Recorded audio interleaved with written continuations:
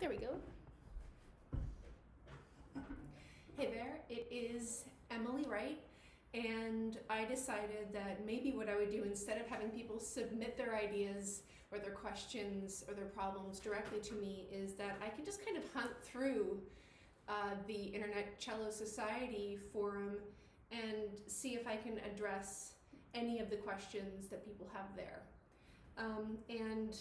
The other day, this woman posted some pretty good footage actually of her practicing the really fast triplet section in the Elegie. And so this is of course a section that everybody has to kind of struggle with, and there's a reason why this piece is sort of given to late intermediate, early advanced students. And that's because it contains these musical and technical elements that if you're able to kind of jump through the flaming hoops, it indicates a certain level of facility on the instrument and like interpretive viewpoint. So it's a great piece. It never gets old. I never get tired of teaching it. And there were also a few really insightful comments that I just want to recognize and expand on and hopefully help anybody who's kind of working through this section. The section in question is the that section. For any of you who grew up in the 70s or 80s, I call it the Knight Rider section because it sounds like once you hear that, by the way, it never goes back to being just the Elegie. It will always and forever be Knight Rider. Anyway, so here are a few things that I think might be helpful. One of them is to make sure that your shifts are as efficient as possible and also as confident as possible. And realize that confidence and then your ability to actually do something are not necessarily related. We tend to think of like, well, if I just attain this level of proficiency, I will then have earned the right to do the shift with confidence. And as it turns out, that is kind of like Zeno's paradox, right? The whole thing is like, you know, you cut the distance to the end in half over and over again, and you could just do that infinite number of times. So I'm going to practice this shift very confidently, and since I have not even really warmed up, there's a chance that I might miss them. But I want you to look at what it looks like when I miss it with confidence, and also when I drill it. Hopefully I'll drill it a couple times with confidence. So I'm going to find this G. I have a tuner, by the way, just always on when I practice. It's just sitting right there on the stand.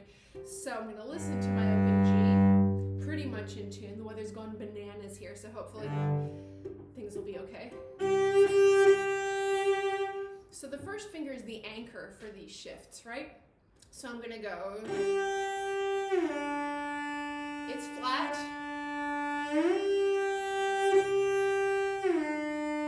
I corrected so it's sharp,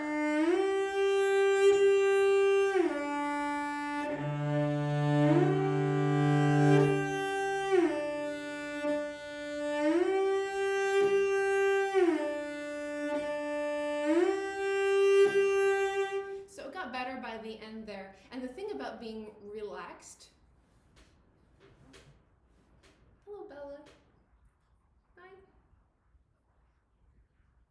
The thing about being relaxed is that there are two prongs to it. The first one is being relaxed physically, and that is kind of like an all over body thing, but also being relaxed mentally, meaning that if you find something that you are not satisfied with, that's actually just information. It's just informative. That's all it is. And then from that information, you can actually act and improve.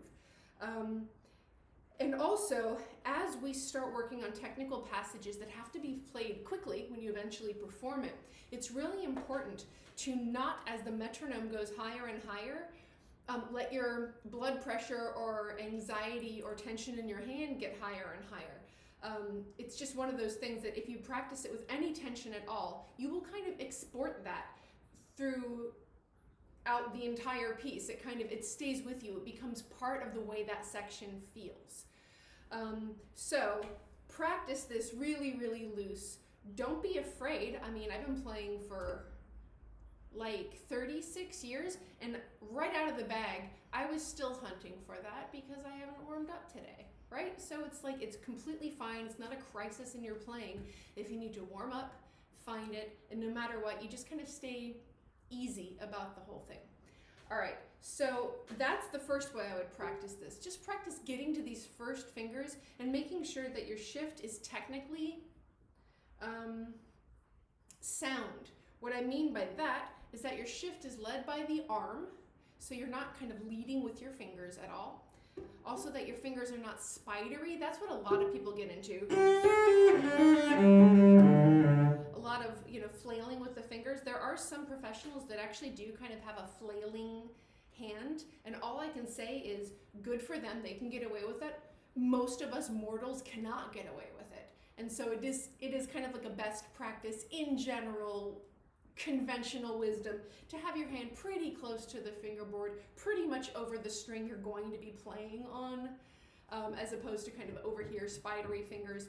But every now and again, you just see somebody who's amazing and they just have crazy technique, and you just have to say, good for them, and let it be. Okay, so practice getting these shifts, and I like practicing them both directions because we're not just trying to get from here to here. What we're trying to do is define a distance, right? Nice to have that D drone in there if you want. And then you can tune this.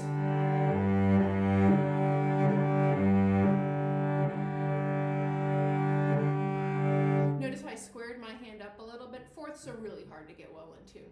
Okay, so we're gonna do that, and then especially on the weird one, right? Make sure you have that in your ear ahead of time so it doesn't take you by surprise. So practice going back and forth over a slur. Why over a slur? Because you can really hear if your left hand is up to a bunch of nonsense if you are listening the entire way from the beginning through the end, whereas if you do it through a bow change, or if you stop your bow, your hand can just get up to all kinds of like funny business. You want to hear it. Again, it's just information. All right, then somebody in the comments said something that is exactly right. At some point, you do start having to practice this quickly, but it just seems like, how do you go from to super fast without freaking out? And what they mentioned was, lengthening different notes, different rhythms, and then what I like to do is practice it with the, with those triplets at basically performance tempo, but the shifts you just take a lot longer for. So I like to repeat these things, and then you can shift as you're comfortable. So you can go.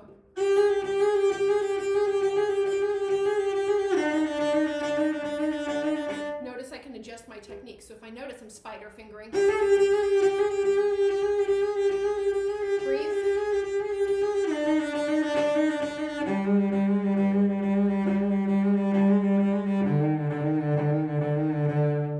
Then there's this rhythm. You can disfigure one of the three notes. So I'll disfigure the first one.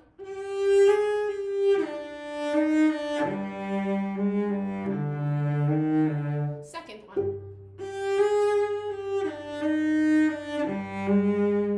Third.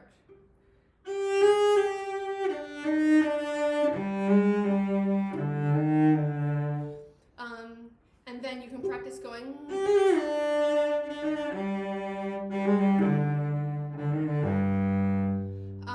So those are some ways you can start working this. And then go back also and make sure that you can practice this at a bunch of different speeds. So practicing it very slowly.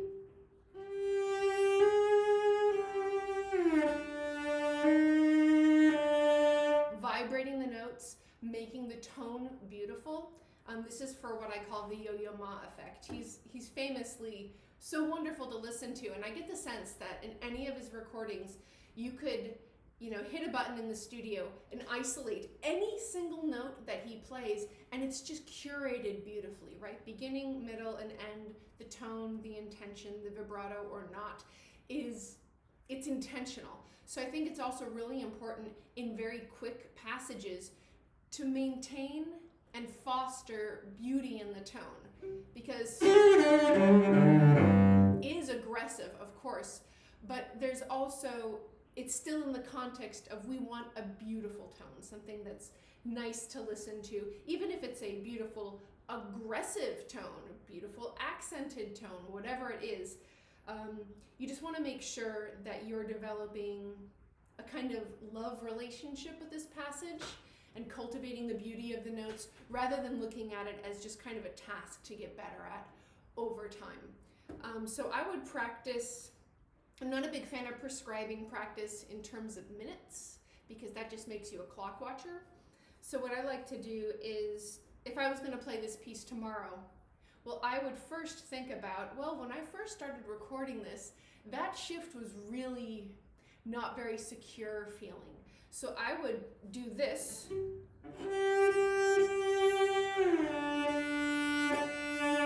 I would probably do that enough times to where I felt like I had a better chance of hitting it than missing it. Then I would do all of the prescribed things, so right, disfiguring the notes, different rhythms. You can also practice it in different bowings.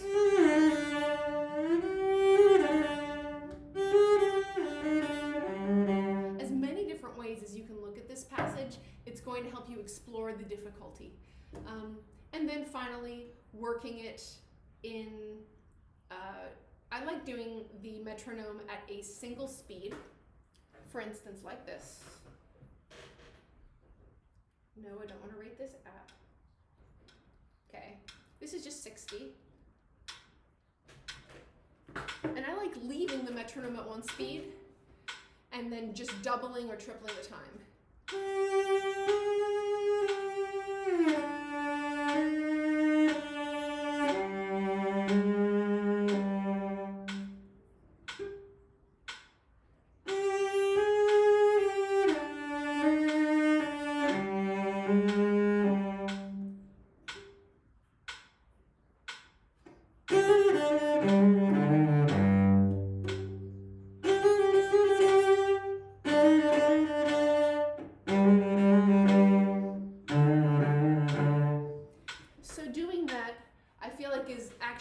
Sometimes more useful than the kind of death by turning up the metronome, just like 2 BPM, 2 BPM.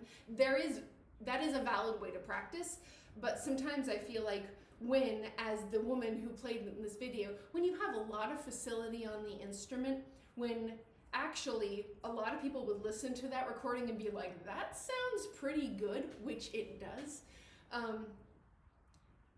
Sometimes it's better to kind of do these kind of tests, right? We're probing to see when the wheels fall off. So in this instance, I didn't love my rhythm when I actually did it more at full speed. I was like pushing the tempo a little bit. So I actually might stay at this until I really felt like I placed the triplets as well as I would have liked to. And then maybe I'll take it down to 55. Slower is always harder in this kind of stuff. And then I'll take it back up to 60, then maybe I'll see what 72 kind of feels like. Anyway, and that's the last thing to remember. While being a beginner is hard, there is, especially if you've got a supportive teacher and the time to practice, there's this kind of trajectory that you can feel yourself on. So, you know, after you've been playing for 6 months, you can look back and be like, wow, I really have a different sense of this. But when you are this kind of, you know, advancing cellist, like the woman in the video, it's really hard because she only has like, what, 5-10% of the facility left to attain. But it's like, for each percent, the grade that you have to go up is so steep. So I feel like it's more useful sometimes to probe this way rather than kind of the beginner's method of, okay, well, can I keep things together at this speed? How about this speed? It's a little bit different. By the way, I'm just going to give you the exception to this rule. If you're practicing something that's like off the string bouncing bows, you know, you're working on your Elgar or just something that's, you might just want to go up click by click. But when it's something like this, I just feel like it reveals more about your playing when you kind of keep the metronome at one speed and then play it, you know, one note per click 2 or 3, depending on if you've got triplets like this, and then at the kind of goal speed. Anyway, I hope this was helpful for you. And I must say though, brava to the woman in the video. You have such a strong foundation in this piece. Even if you didn't do any of this stuff I was suggesting, I have no doubt that you're just gonna be like blazingly good on this piece. So just stick at it, and I hope you feel the support from this forum. All right, talk to you later.